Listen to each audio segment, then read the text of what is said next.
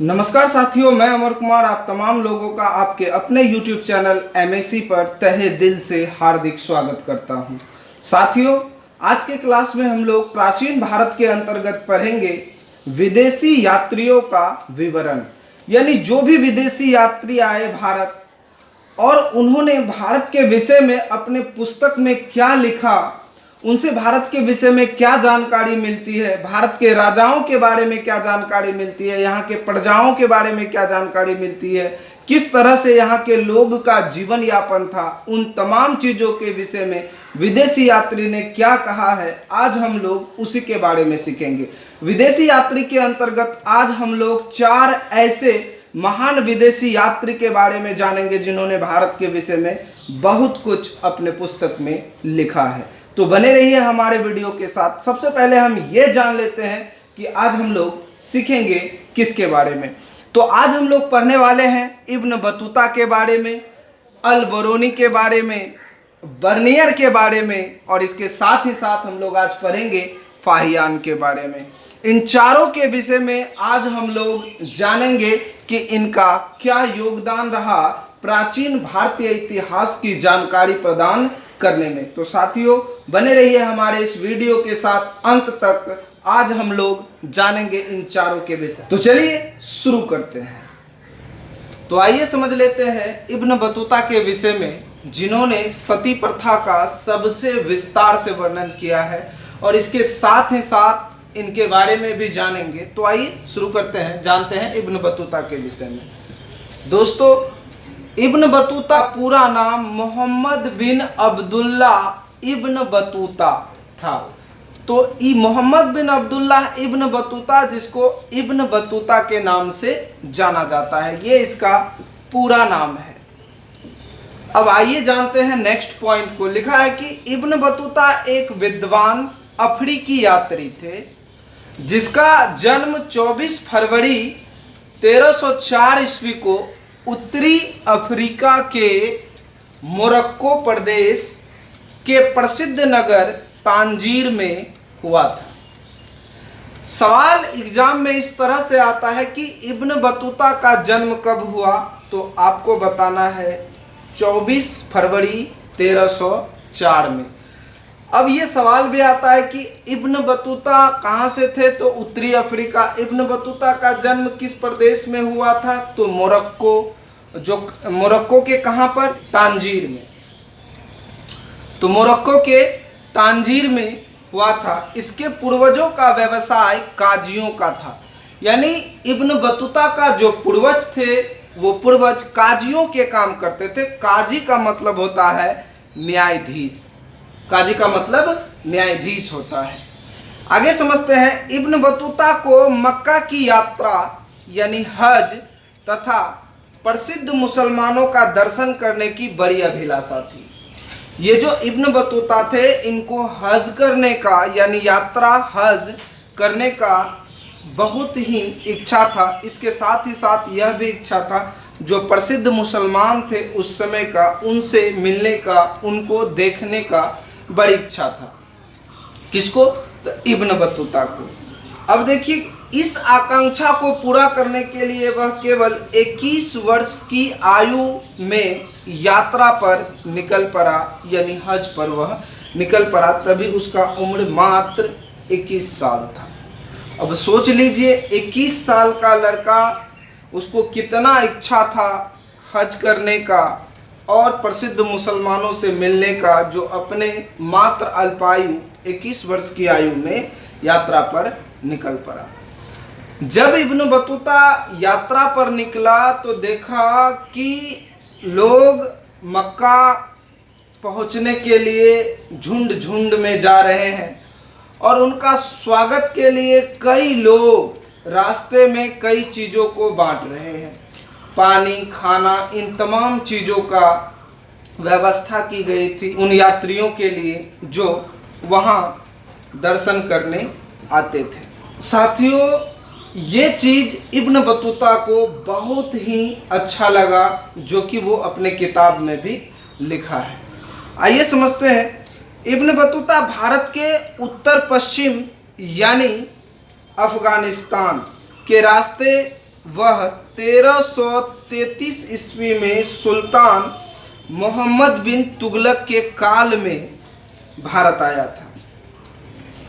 समझने का कोशिश कीजिए, जब यह मक्का पहुंचा तो मक्का जाने के बाद जब वहां सब जगह देख लिया, घूम लिया, तो घूमने के बाद वहां से उसको पता चला भारत के विषय में और वहां के सुल्तान मोहम्मद बिन तुगलक के विषय में, तो उसकी इच्छा तीव्र हुई कि यहाँ तक जब हम आ ही गए हैं तो क्यों ना हम उनसे मिल लें।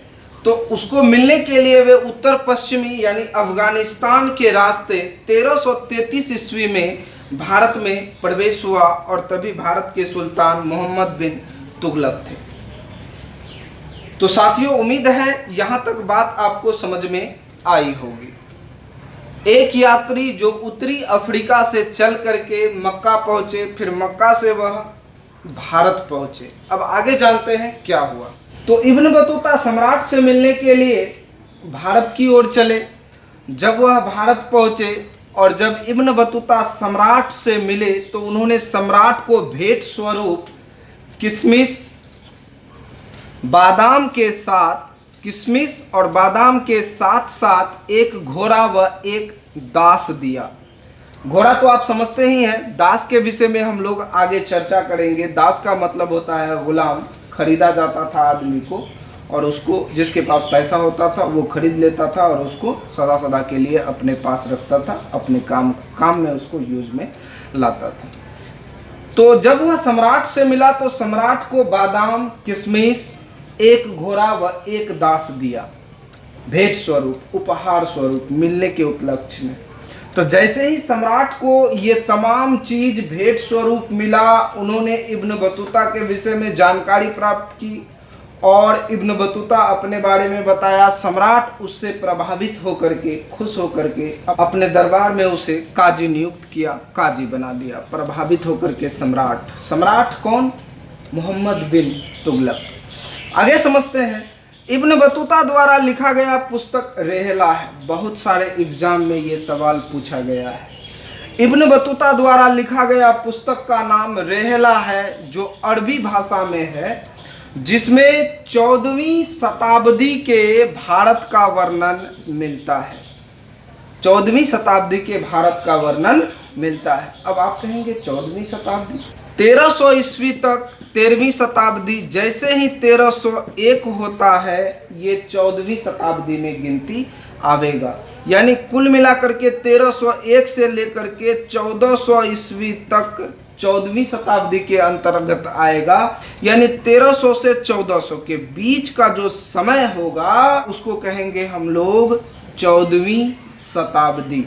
तो इब्न बतूता द्वारा लिखा गया पुस्तक रेहला जो अरबी भाषा में है, जिसमें 14वीं शताब्दी के भारत का वर्णन मिलता है। यानी 14वीं शताब्दी में, यानी 1300 से 1399 के बीच का जो साल है उसके विषय में वर्णन मिलता है इब्न बतूता के पुस्तक रेहला से, जिसका रेहला का रचना किस भाषा में हुआ है? तो अरबी भाषा में हुआ है। और रेहला में किस सदी का वर्णन है? तो 14वीं सदी का, 14वीं शताब्दी का।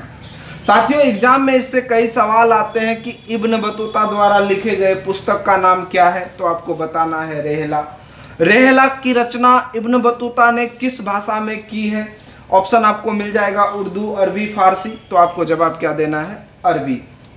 उसी तरह से रेहला में किस समय के भारत का वर्णन मिलता है? तो आपको देना है 14वीं शताब्दी के। अगर ईस्वी में पूछा जाए तो 1300 से 1399 के बीच का जो समय था उसका वर्णन मिलता है। अब इब्न बतूता का जन्म 304 में हुआ था तो उसके बाद का वर्णन मिलेगा, ऐसा नहीं समझना है, क्योंकि इससे पहले के विषय में हम अगल बगल से भी पता कर सकते हैं। तो इसीलिए लिखा गया है 1300 से 1399 या फिर 14वीं शताब्दी का वर्णन मिलता है पुस्तक रेहला से।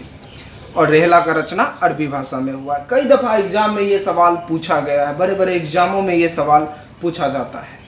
साथियों, आगे समझते हैं। आगे लिखा है कि इब्न बतूता अपने यात्रा वृतांत यानी अपना जो वह यात्रा किया, उस तमाम यात्रा का जिक्र रेहला में किया है, जिसमें लिखा है कि इब्न बतूता अपने यात्रा वृतांत में भारत में चल रहे कई रीति रिवाजों के बारे में लिखा है। जब इब्न बतूता भारत आए तो उन्होंने भारत के कई रीति रिवाजों को अपने आंखों से देखा और उसके विषय में अपने पुस्तक में वर्णन किया है। उनके पुस्तक का नाम है रेहला। तो वो कौन सा रीति रिवाज था जिसके विषय में इब्न बतूता ने अपने पुस्तक में लिखा है, जरा उसको जान लेते हैं। ध्यान दीजिए, वो था सती प्रथा, दास प्रथा, डाक प्रणाली आदि के बारे में उन्होंने विस्तार से वर्णन किया है। इसमें से सबसे महत्वपूर्ण है सती प्रथा। साथियों, हम लोग सती प्रथा के विषय में जानते हैं। यह सती प्रथा है क्या? देखिए, सती प्रथा यह एक दिल दहला देने वाली प्रथा थी। दिल दहला देने वाली क्यों? क्योंकि इसमें विधवा स्त्री को जिंदा जला दिया जाता था। जब किसी स्त्री का पति मर गया और उसकी पत्नी को, जो विधवा हो गई है, उसको जिंदा जला दिया जाता था। तो है ना ये दिल दहला देने वाली घटना। तो उनकी पत्नी को जब जिंदा जलाया जाता था तो जिंदा जलाने के लिए इब्न बतूता लिखते हैं कि उस स्त्री को जिंदा जलाने के लिए सम्राट की अनुमति ली जाती थी। जब तक सम्राट अनुमति नहीं देते थे तब तक इन स्त्रियों को नहीं जलाया जाता था। जो स्त्री स्वेच्छा से जल जाती थी उस स्त्री को पतिपरायण कहा जाता था, और जो स्त्री अपनी इच्छा से न जले उसको पतिपरायण तो कहा ही नहीं जाता था। इसके साथ ही साथ उसका बहुत कष्ट होता था। मोटे मोटे कपड़े उन्हें पहना दिए जाते थे और इसके साथ ही साथ समाज उसको कुदृष्टि से देखता था। सारे के सारे लोग उनसे घृणा करते थे। अगर किसी का नज़र सुबह अगर यदि उस पर पड़ जाए तो ऐसा माना जाता था कि उस व्यक्ति का पूरा दिन खराब हो गया। उस महिला को पूरे गांव से, समाज से दूर एकांत में रहना पड़ता था। तो ऐसा कष्ट में जीवन व्यतीत करने से पहले वह अपने आप को आग में समर्पित करना भाग्यशाली समझती थी, क्योंकि इससे वंश परंपरा, खानदान का नाम बचा रहेगा, साथ ही साथ उस स्त्री का गिनती पतिपरायण के रूप में होगी। इस सती प्रथा को लेकर के इब्न बतूता ने विस्तार से वर्णन किया है। उन्होंने कहा है कि एक दफा उन्होंने इस चीज को आंख से देखा। वो कैसे, बताते हैं हम आपको कि एक मर्तबा किसी युद्ध में 3 सैनिक का एक साथ मृत्यु हो गया।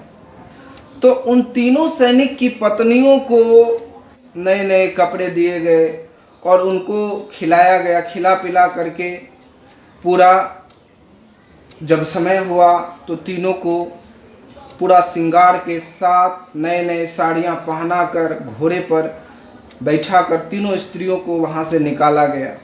उनके पीछे पीछे तमाम जितने भी लोग थे अगल बगल के, वे सारे ब्राह्मण और इसके साथ साथ हिंदू मुसलमान जितने भी थे वे सारे उनके पीछे जा रहे थे। इस दृश्य को देख करके इब्न बतूता का इच्छा हुआ कि वह भी इस चीज को देखे।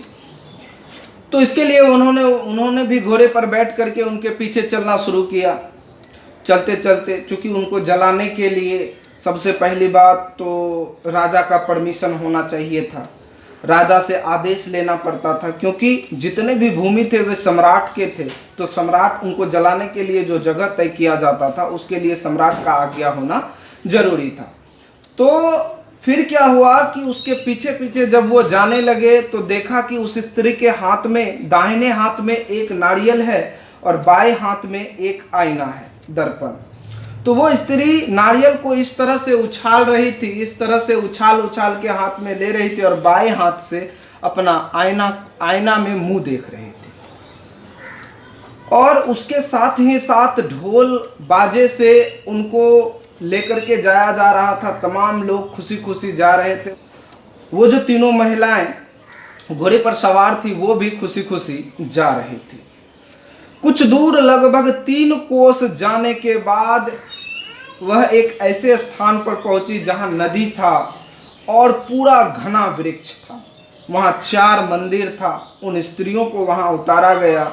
वे नदी में स्नान की, अपने वस्त्र को बदली और उसके बाद वहीं पर एक कुंड सा बना हुआ था। वो कुंड में पहले से आग जल रहा था, थोड़ा थोड़ा आग जल रहा था। जितने भी लोग थे, कम से कम 15 लोगों के पास लकड़ी का गट्ठर था, यानी बोझा बनाया हुआ इतना इतना लकड़ी 15 व्यक्ति के पास था। और 10 मोटे मोटे लकड़ी इस टाइप के 10 व्यक्ति के पास था। इतने मोटे मोटे लकड़ी जो कि कंधे पर लेकर के वो उस कुंड के पास, अग्नि कुंड के पास खड़ा था। महिला स्नान करके आई और महिला उस अग्नि कुंड को ना देखे इसके लिए उस अग्नि कुंड को चारों तरफ से घेर लिया गया था, यानी किसी कपड़े से उसको चारों तरफ से घेर लिया गया था कि कोई महिला उसको न देख पाए।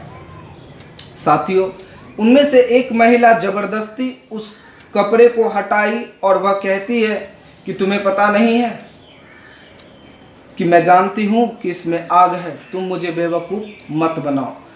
इस घटना के दौरान इसी बीच में कई लोग उस महिला को प्रणाम करते थे और कहते थे कि मेरे पिता को प्रणाम कहना, मेरे माँ को प्रणाम कहना, मेरे भाई को प्रणाम कहना, मेरे दीदी को प्रणाम कहना। जो व्यक्ति मतलब कि पहले मर चुके थे, उनके जो भी मतलब कि वर्तमान समय में जीवित था, वो तमाम लोग उस महिलाओं को प्रणाम करके कहते थे, क्योंकि वे लोग जानते थे कि ये जो सारी महिलाएं हैं ये मरने के बाद मेरे पिता से मिलेंगे, मेरे चाचा से मिलेंगे, मेरे दादा से मिलेंगे। ऐसा भावना था उन लोगों में, इसीलिए उन महिलाओं को प्रणाम करके उनसे आदेश करते थे, अनुरोध करते थे कि ये कहना कि हम लोग यहाँ खुश हैं, ये समाचार मेरे पिता को दे देना।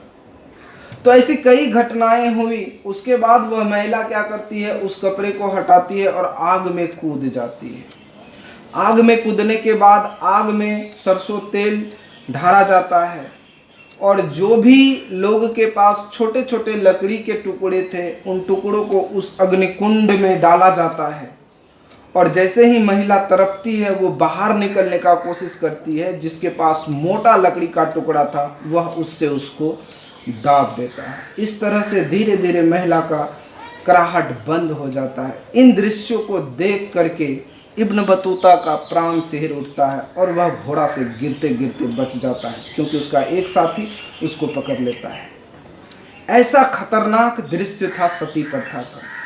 बाद में सती प्रथा को बंद कराने में राजा राम मोहन राय का सबसे बड़ा योगदान रहा, जिन्होंने 1829 ईस्वी में यह कदम उठाया। इसके साथ ही साथ कई अंग्रेजी अधिकारी थे जिन्होंने इसके खिलाफ आवाज उठाई, सती प्रथा के खिलाफ आवाज उठाई।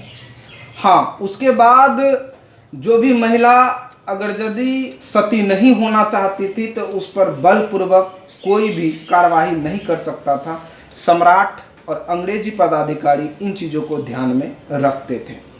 तो इन तरह के घिनौना प्रथा जो दिल दहला देने वाली थी, एक सजीव को जबरदस्ती निर्जीव बनाया जाता था, उनके विषय में कि ये सती प्रथा कितना खतरनाक था, इसके विषय में इन्होंने लिखा है, इब्न बतूता ने लिखा है। अब आप समझते होंगे कि सती प्रथा का रोक आखिर सम्राट क्यों नहीं लगाया।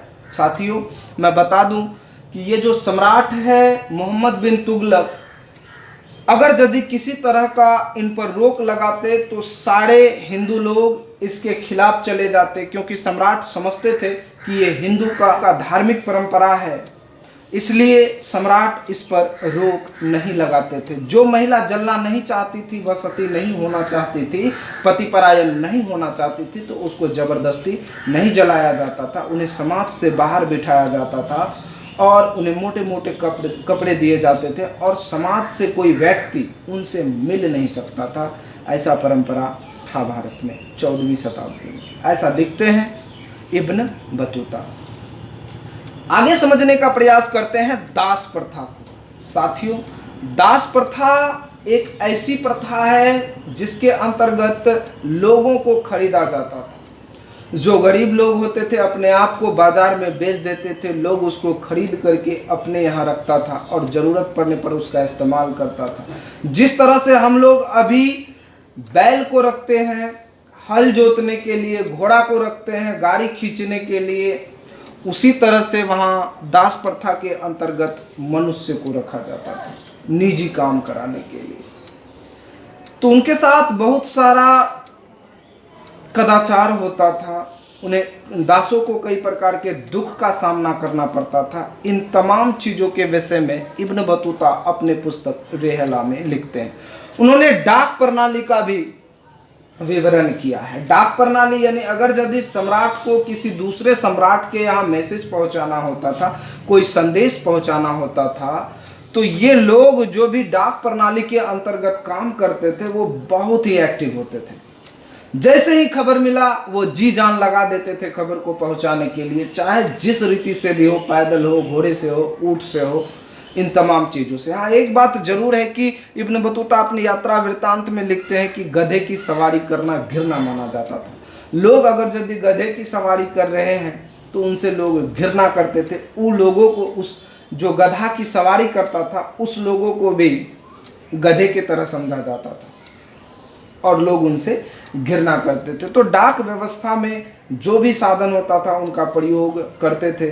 जो भी पोस्टमैन होता था, बहुत ही तीव्र रफ्तार में संदेश पहुंचाया जाता था। तो इसका जिक्र इब्न बतूता अपने पुस्तक रेहला में करते हैं। आइए आगे और कुछ महत्वपूर्ण बिंदुओं पर हम चर्चा करते हैं जो इब्न बतूता से रिलेटेड है। बने रहिए इस वीडियो में। साथियों, यदि आप इसका एक स्क्रीनशॉट लेना चाहते हैं तो ले लें।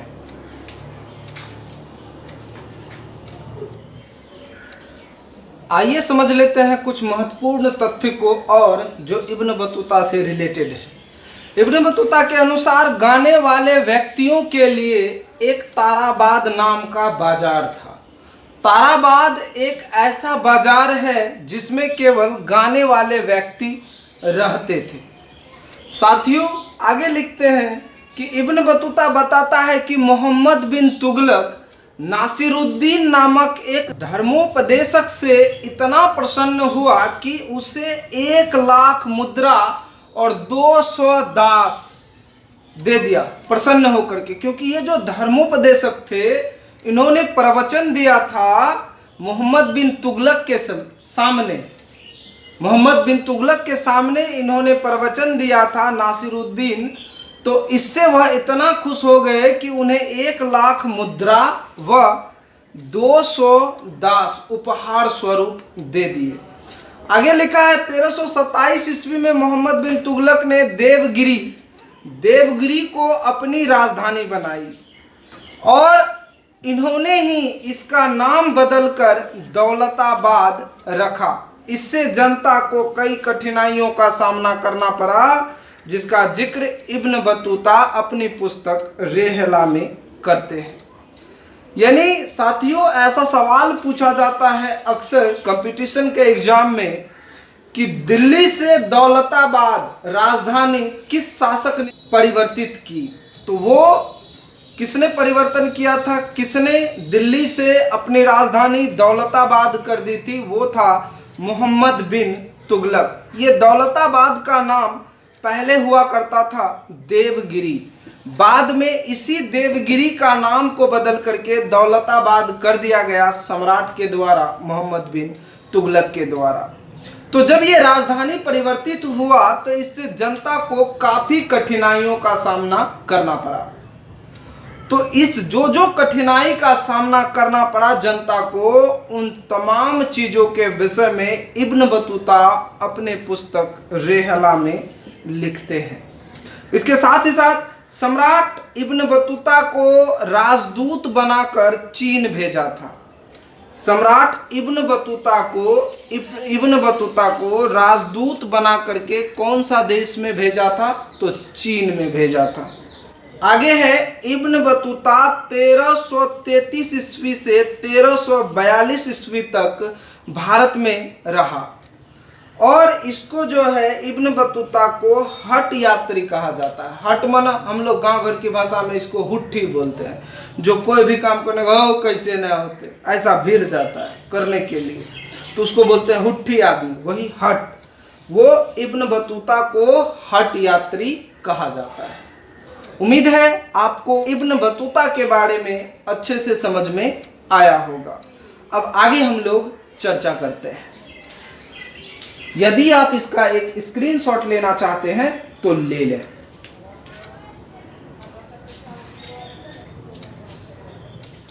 तो साथियों आइए समझ लेते हैं अल-बरूनी के विषय में। अल-बरूनी का पूरा नाम था अबू रिहान मोहम्मद बिन अहमद अल-बरूनी। ये पूरा इनका नाम है अबू रिहान मोहम्मद बिन अहमद अल-बरूनी। साथियों अल-बरूनी का जन्म 1973 ईस्वी में ख्वारिज्म, जिसको खीवा के नाम से भी जाना जाता है, यहाँ हुआ था। वे बचपन से ही पढ़ने लिखने में काफ़ी शौकीन थे।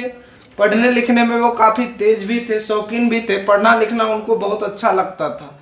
कहा जाता है कि उनके हाथ में लगभग किताब रहता था। साल में 3-4 दिन छोड़ के बाकी बाद सब दिन उनके हाथ से किताब अलग नहीं होता था। वे प्रसिद्ध गणितज्ञ थे, खगोल शास्त्री थे, वैज्ञानिक थे, दार्शनिक थे, इसके अलावे इतिहासकार थे। यानी अल-बरूनी से अगर ये सवाल किया जाए कि अल-बरूनी क्या था, तो वो गणितज्ञ था, खगोल शास्त्री था, वैज्ञानिक था, दार्शनिक था और इसके साथ ही साथ इतिहासकार भी था। अल-बरूनी का जन्म कब हुआ था? 1973 ईस्वी में हुआ था। और अल-बरूनी का जन्म कहाँ हुआ था? तो ख्वारिज्म यानी खीवा में हुआ था।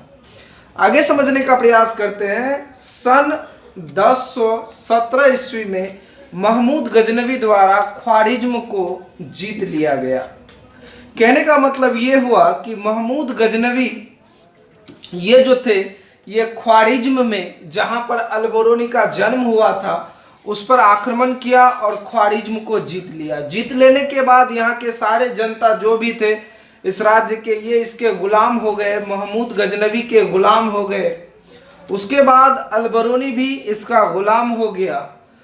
उसके बाद इसके महानता को देखते हुए, इसके ज्ञान को देखते हुए ये जो है महमूद गजनवी, इन्होंने इसको राज्य ज्योतिषी के पद पर नियुक्त किया। यानी अल-बरूनी को राज्य ज्योतिषी बना दिया गया। किसके द्वारा? तो महमूद गजनवी के द्वारा।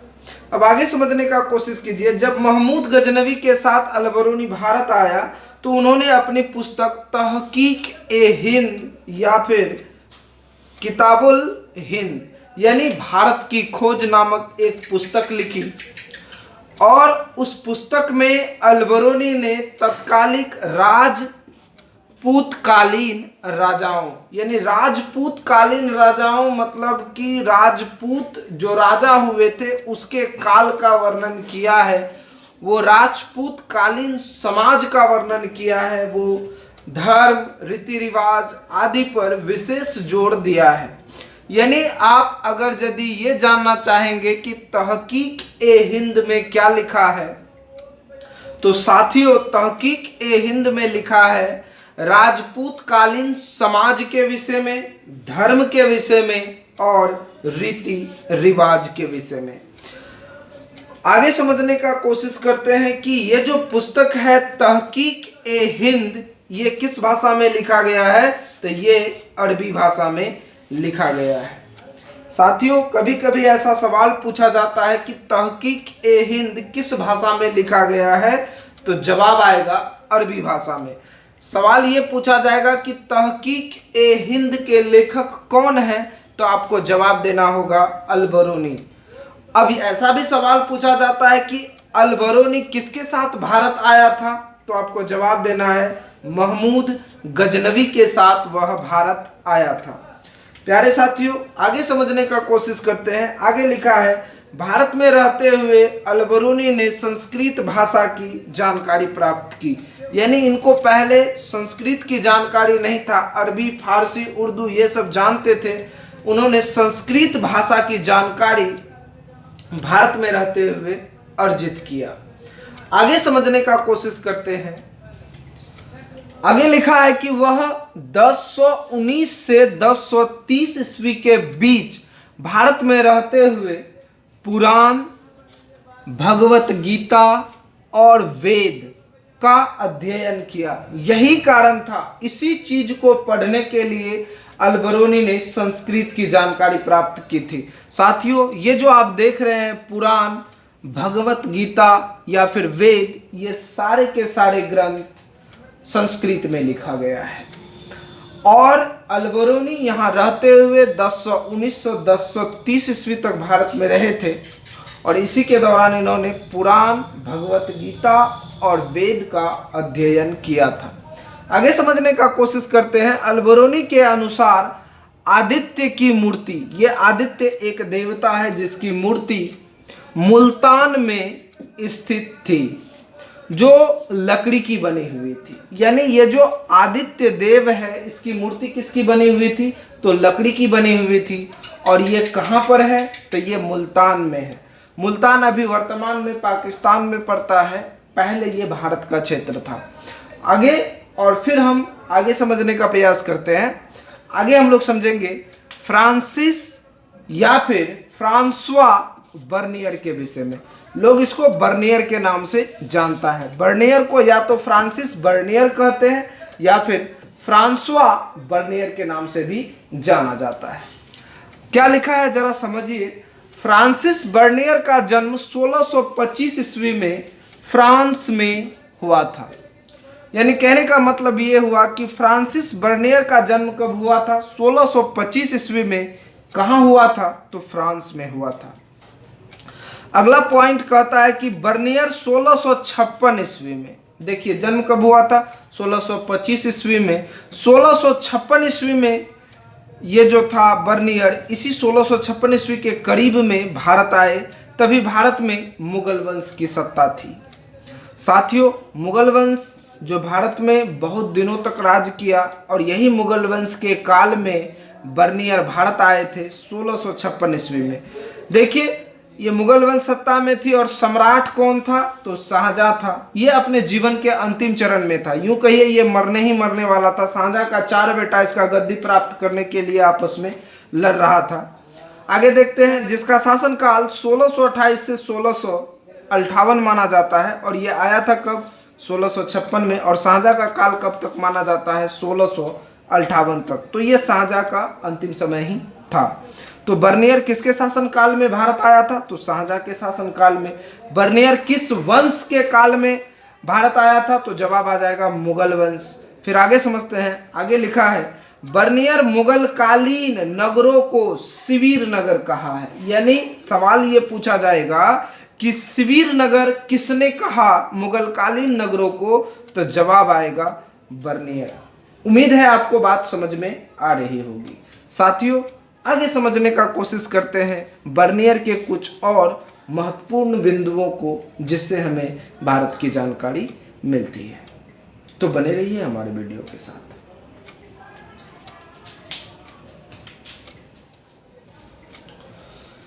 तो साथियों, आइए समझ लेते हैं थोड़ा सा बर्नियर के विषय में। और बर्नियर मुगल कालीन राजाओं को कंगालों का राजा कहा है। यानी सवाल ऐसा पूछता है कि किस यात्री ने मुगल कालीन राजाओं को कंगालों का राजा कहा है? तो उत्तर क्या आएगा? बर्नियर। आगे समझिए, बर्नियर भारत में कहाँ कहाँ घूमा वो देखिए। सूरत, अहमदाबाद, आगरा, दिल्ली, पंजाब, कश्मीर, मुसलीपट्टम, गोलकुंडा एवं बंगाल आदि कई नगरों की यात्रा की। तो ये जितने भी नगर का यात्रा किया बर्नियर, इस सारे नगरों को उन्होंने शिविर नगर कहा है। बर्नियर अपनी यात्रा वृत्तांत, उन्होंने जो यात्रा किया, यात्रा के दौरान उन्होंने जो पुस्तक लिखी, उस पुस्तक का नाम है travel in Mughal emperor.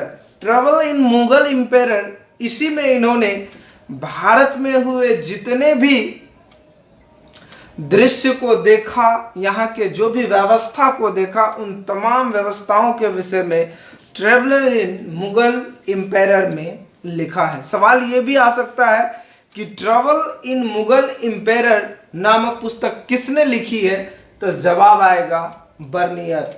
Bernier का पूरा नाम क्या था? फ्रांसवा बर्नियर या फिर फ्रांसिस बर्नियर। बर्नियर का जन्म कहाँ हुआ था? तो बर्नियर का जन्म फ्रांस में हुआ था। तो साथियों, ये थी बर्नियर की कहानी। अब हम लोग समझेंगे फाहियान के विषय में। जरा इसके विषय में आप ध्यान से समझने का कोशिश कीजिएगा। मैंने इनको संक्षेप में लिखा, मैं कहानी के तौर पर इनको पूरा बताऊंगा। आप ध्यान से सुनने का प्रयास कीजिएगा, आपको सब चीज समझ में आवेगा। चलिए देखते हैं। पहला पॉइंट तो ये कहता है कि फाहियान का जन्म 337 ईस्वी में चीन के वुवंग नामक स्थान पर हुआ था।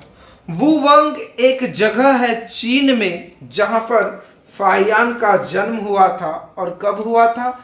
337 ईस्वी में।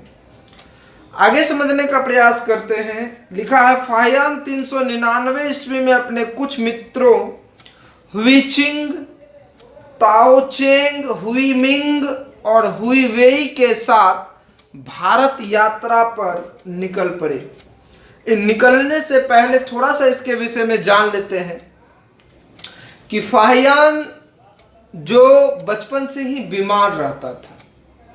इसके 3 भाई बीमारी के कारण मर चुके थे। तो इनकी माँ अस्ता पस्ता करके इसकी माँ को अनुभव होने लगा कि शायद यह भी नहीं बचेगा। तो अगल बगल के कहने पर इन्होंने अपने पुत्र फाहियान को बौद्ध बिहार भेज दिया।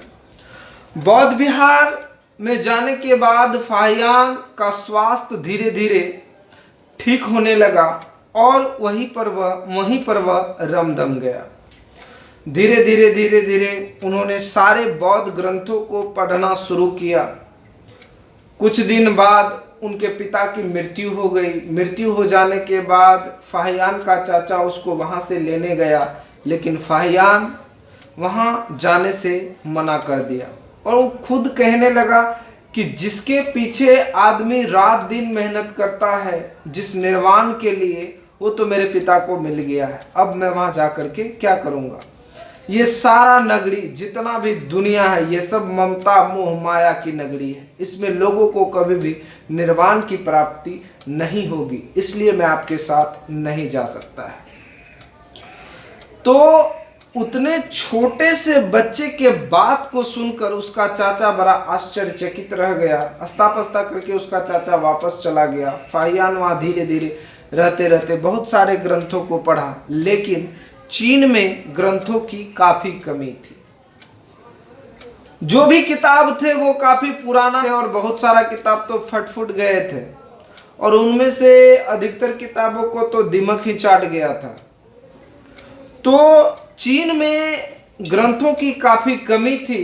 तो फाहियान को ऐसा अनुभव हुआ कि यहाँ अधिक से अधिक और ग्रंथ को लाया जाए। तो बौद्ध विहार में रहने के क्रम में उसे यह अनुभव हुआ, उसे यह पता चला कि भगवान बुद्ध की नगरी भारत, जहाँ बुद्ध जैसे महान आत्मा का जन्म हुआ, क्यों ना उसका सैर भी कर लिया जाए और वहां से ग्रंथों को भी वापस लाया जाए। तो इसी ख्याल से फाहियान अपने दिमाग में ये बात सेट किया कि हमको भारत जाना है और इसी के सिलसिले में वह अपने 4 दोस्तों के साथ भारत यात्रा पर निकल पड़ा। वो 4 दोस्त कौन कौन था जरा ध्यान दीजिए। हुईचिंग, ताओचेंग, हुईमिंग, हुईवेई के साथ भारत यात्रा पर निकल पड़े। तो साथियों, तभी के समय में यात्रा काफी मुश्किल था। लोगों के पास किसी भी प्रकार का कोई साधन नहीं होता था, आने जाने के लिए पैदल ही चलना पड़ता था और इतनी लंबी दूरी तय करना पैदल देखने में तो बहुत कठिन लगता है, लेकिन जब आदमी मन में ठान ले तो कुछ भी असंभव नहीं है। वही कर दिखाया फाहियान। अपने 4 मित्र के साथ जब वह चला तो रास्ते में कुछ दूर जाने के बाद कई बौद्ध भिक्षु उन्हें मिले। उन सबों से मिलते जुलते फाहियान आगे बढ़ रहा था कि मौसम में लगातार हो रहे परिवर्तन के कारण उसके एक मित्र बीमार पड़ गए और बीमार मित्र ने इन शेष बचे मित्रों से कहा कि आप लोग मेरी फिक्र मत करो, मैं अब नहीं बचूंगा। आप लोग जिस मिशन पर निकले हो कृपया करके उस मिशन को कंप्लीट करो। और इतना कह करके उसका एक मित्र वहीं मर जाता है। फाहियान शेष मित्रों के साथ वहां से फिर भारत यात्रा के लिए आगे बढ़ता है। साथियों, चलते चलते लगभग 5 साल से ज़्यादा का समय लग गया और उनके जो फाहियान के शेष मित्र थे उनको घर का याद काफ़ी सताने लगा। और वो मित्र वहीं से वापस लौट आया, लेकिन फाहियान हिम्मत हारने वालों में से नहीं था। चलते चलते अंततः वह भारत पहुंचा। लगभग 6 साल की यात्रा के बाद जब वह भारत पहुंचा, तो आइए समझते हैं आगे कि भारत में क्या हुआ। तो भारत पहुंचकर उन्होंने केवल भगवान बुद्ध से संबंधित स्थानों का भ्रमण किया। जो भगवान बुद्ध से संबंधित स्थान था, जहां जहां भगवान बुद्ध की यादें थे, उन सारे यादों को फाहियान अपने नज़रों से देखना चाहता था। जहां भगवान बुद्ध तपस्या किए थे, जहां उन्होंने कपड़ा सुखाया था, जहां उन तमाम चीज़ों के विषय में, उन सारे जहां के विषय में फाहियान देखना चाहता था, जानकारी एकत्रित करना चाहता था। जहां जहां भगवान बुद्ध गए रहे, ज्ञान की प्राप्ति की, तो संबंधित स्थानों का भ्रमण किया। इस दौरान जब भारत का भ्रमण कर रहे थे, तो इसी दौरान जो जो भारत में दिखा, जो फाहियान को भारत में दिखा, उसी के बारे में फाहियान अपने पुस्तक फो क्यों की में लिखा है। फाहियान की ये पुस्तक का नाम है फो क्यों की। फो क्यों की ये फाहियान का लिखा हुआ पुस्तक है, जिसमें इन्होंने भारत के तमाम व्यवस्थाओं के विषय में लिखा है। जब फाहियान भारत पहुंचे थे, तो यहाँ का राजा जो था वो था चंद्रगुप्त द्वितीय, या फिर विक्रमादित्य कह लीजिए, या फिर चंद्रगुप्त द्वितीय विक्रमादित्य कह लीजिए। वो राजा थे, काफी खुशहाल राष्ट्र था, अपना देश था। यहाँ पर राजा के द्वारा किसी भी प्रजा को सताया नहीं जाता था। अगर यदि कोई प्रजा देशद्रोह की बात करे, तो सजा के रूप में उसका दाहिना हाथ काट लिया जाता था। तो उनका दाहिना हाथ काट लिया जाता था। इससे बड़ी और कोई सजा नहीं थी। मौत किसी को भी नहीं मिलता था। खुशहाल राज्य था अपना। फाहियान भारत के अलावा श्रीलंका की यात्रा की, क्योंकि भगवान बुद्ध से संबंधित यादें कुछ वहां पर भी हैं।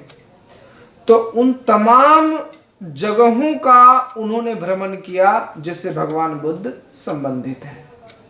साथियों, लगभग 6 वर्षों तक फाहियान भारत की यात्रा में रहा। एक तो 6 वर्ष उनको आने में लगा, और 6 वर्ष तक उन्होंने भारत में रहा। यहाँ पर रहते हुए उन्होंने तक्षशिला गए। तक्षशिला से कई ग्रंथों को उन्होंने एकत्रित किया, पढ़ा, सीखा, समझा।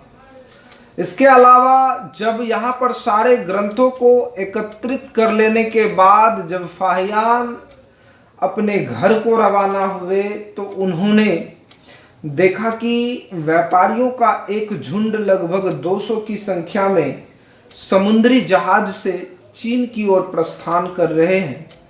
तो फाहियान सोचे, क्यों ना इसी पर सवार हो जाया जाए और इससे जल्द से जल्द घर पहुंचा जाएगा। फाहियान उस नाव पर बिना सोचे समझे सवार हो गए। जब चलना शुरू हुआ नाव, तो चलते चलते लगभग 6 महीना का समय बीत चुका था। इसी दौरान कई तरह की आंधियां आई और जहाज समुद्र में भटकता रहा और फाहियान उसी जहाज में लगभग 6 महीना तक पड़े रहे। एकाएक ऐसा हुआ कि उस जहाज में, पानी वाले जहाज में छेद हो गया, जल का रिसाव होने लगा, पानी नाव जहाज में भरने लगा। अंततः वहां पर जितने भी व्यापारी थे, वे सारे के सारे ने प्लान किया कि जितने भी वस्तु हैं वो सारे वस्तु को फेंक दिया जाए तो जहाज कुछ हौला हो। और सारे लोगों ने लगभग अपना सारा सामान फेंक दिया। फाहियान भी अपने सब सामान फेंक दिए, लेकिन ग्रंथ को, किताब को नहीं फेंका। ऊपर वाले की माया कहिए, एकाएक मौसम ठीक हो गया और जहाज किसी तरह किनारे लगा। इसके बाद फिर वहां से उन्होंने फिर अगले कुछ प्लान को किया, और उसी वक्त वहां पर लगभग 10-15 के संख्या में कुछ और व्यक्ति, व्यापारी कहिए, वो चीन की ओर जा रहे थे। फाहियान भी उस जहाज में हो लिए। जैसे ही उस जहाज में फाहियान बैठा, तो वहां पर जो शेष व्यापारी था, इसको बौद्ध भिक्षु को अछूत मान रहा था। उनका मानना था कि ये सही नहीं है, क्योंकि फाहियान जैसे ही नाव में जहाज में बैठा, कुछ दूर जाने के बाद एकाएक आंधी तूफान आ गया और जहाज डगमगाने लगा। उसका कोई ठर ठिकाना नहीं था। तो लोग इसी को अभागा समझने लगे। तो कुछ लोगों ने ये प्लान किया कि इसको उठा करके समुद्र के किनारे फेंक दिया जाए या समुद्र में ही फेंक दिया जाए। इसी के कारण ऐसा हो रहा है। पूरे के पूरे लोग ने प्लान कर लिया, लेकिन उन्हीं सज्जनों में से एक महानुभाव ऐसे थे जिन्हें फाहियान पर दया आई और उन्होंने उसके पक्ष को लिया। उन्होंने कहा ऐसा कि अगर आप इसको फेंकते हैं तो आपको हमको भी फेंकना होगा। अगर आप ऐसा नहीं करते हैं, अगर आप हमको जिंदा छोड़ते हैं, तो हम यहाँ से जाने के बाद राजा को सारा हाल बताएंगे। और जो उस क्षेत्र का राजा था, वो भिक्षुओं के प्रति, बौद्ध भिक्षुओं के प्रति बहुत दयालु थे। राजा बौद्ध धर्म को मानने वाले में से एक था। तो उस व्यापारी के बात को सुनकर के शेष व्यापारी डर गया और फाहियान को जहाज पर बैठे रहने दिया। कई महीनों बाद जहाज किसी तरह से किनारा लगा और फाहियान वहां से उतरा। देखा तो वो कोई और क्षेत्र था। वहाँ के राजा आए, उनसे मिले, वहाँ का अगल बगल के क्षेत्र के लोग उनसे मिले। जैसे ही जिनको पता चला कि फाहियान भारत से होकर के लौटा है, भारत के विषय में जानने की इच्छा उन तमाम लोगों की तीव्र हुई, क्योंकि वे सारे लोग जो बौद्ध धर्म को मानते थे, वे सब जानते थे कि भगवान बुद्ध का जन्म भारत में हुआ है। इसी कारण से तमाम लोग भारत के विषय में जानने का पूरा कोशिश कर रहे थे और फाहियान बताता चला जा रहा था।